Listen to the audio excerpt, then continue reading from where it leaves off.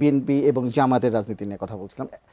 অনেকে মানে প্রকাশ্যে তাদের নানা ধরনের আমরা মতবিরোধ দেখছি, নেতাদের গরম গরম বক্তৃতা শুনি, কিন্তু মানুষের মধ্যে একটা ধারণা কিন্তু আছে, অনেকেই বলেন, একজন এমপি বলেছেন, মানে একজন স্বতন্ত্র এমপি বলেছেন যে তারা আসলে এক হয়েই খেলছে, কিন্তু আসলে উপরে দেখাচ্ছে যে তারা আলাদা, তাই কি এরকম? আমার কাছে সেটা সেই এমপির যে বক্তব্য আমার কাছে অনেকটা লক্ষণে তাই মনে হয়।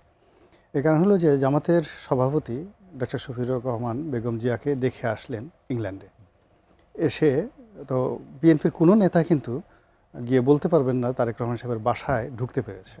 তাদের আমি দেখলাম যে ঢাকা থেকে যারা যেত বড় জোরে ওই বাইরের কোনো হোটেলে বা পাবে তারেক রহমান সাহেব এসে দেখা করতেন। সেখানে জামাতের আমির একেবারে সোজা তার বাসায়, তারেক রহমান সাহেবের বাসায় দেখে গেছেন।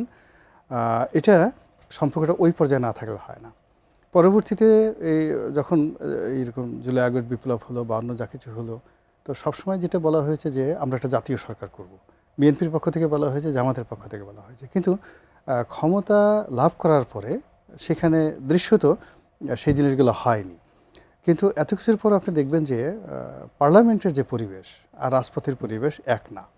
তো এখন অনেক কিছু হচ্ছে যেগুলো যারা এই সমঝোতা করছেন বা যারা এই মুহূর্তে সরকার চালাচ্ছেন, বিরোধী দল চালাচ্ছেন, তারা হয়তো মনে করছেন যে পাবলিক অনেক কিছু বুঝতে পারে না, কিন্তু পাবলিক ইজ সো সেন্সিটিভ, সবাই কিন্তু এই পুরো জিনিসগুলো বুঝতে পারে। এখানে একটা জিনিস হলো, দেখেন বাংলাদেশে ডে বাই ডে সব কিছু অবদমিত হচ্ছে। ওয়ান্স আপন এ টাইম যাকে বলা হয় এই গৃহপালিত বিরোধী দলের ফাদার বলা হয় আসম আব্দুর রবকে, আর এই গৃহপালিত বিরোধী দলের স্রষ্টা যদি বলা হয় তাহলে হোসেন মোহাম্মদ এরশাদ।